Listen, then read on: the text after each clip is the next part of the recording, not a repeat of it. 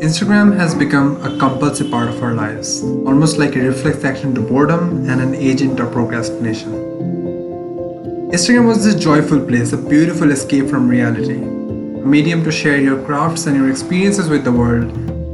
Through consistent repetition, fueled with dopamine hits from every like and every new follower, Instagram is now a part of our lives. So much so that we can always be found mindlessly scrolling through Instagram. Tap tap, double tap. Scroll, share, LOL. Hey, someone just liked your post. Every social media is designed to keep you stuck to it for as long as possible. And through scrolling Instagram, you're opening your minds to beautiful people, rich people, expensive cars, and in a nutshell, people who have it all figured out. Or at least they look like it. And we, who are miserable compared to those Miami Beach selfies, start comparing without even knowing. I wish I had that jacket. Wish I could have that. Dude, he has an iPhone X. Dude, his biceps are bigger than my thighs. Sorting through all these posts that are carefully curated for Instagram, we go down this rabbit hole of comparing our own behind the scenes with other people's highlights. Every like is another certification for the avatar that you put on Instagram and tear down the idea of ever putting the real selves out there.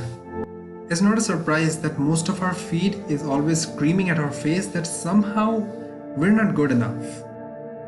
And we, powerless and enslaved, feed this monster that's killing our self-esteem from these small devices with ours precious time. Before we know it, following the choice of installing an app on our device, we end up installing it in our minds. We start posting our own content, putting on makeup, dressing up nicely, with expensive coffees, and we start getting more likes, more recognition, more allowance to be happy, and more permission to feel better about ourselves.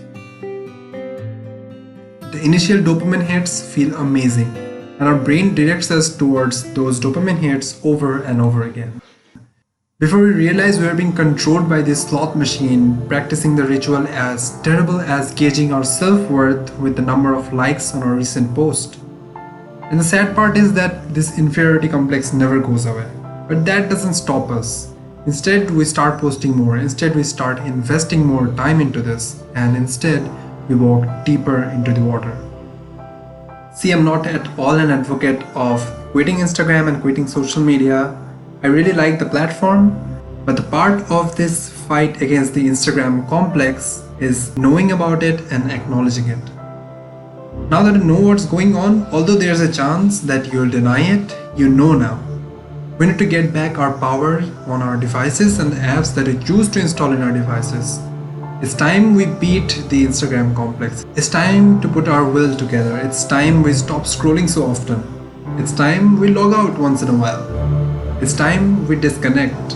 And it's time we tune in more often to us.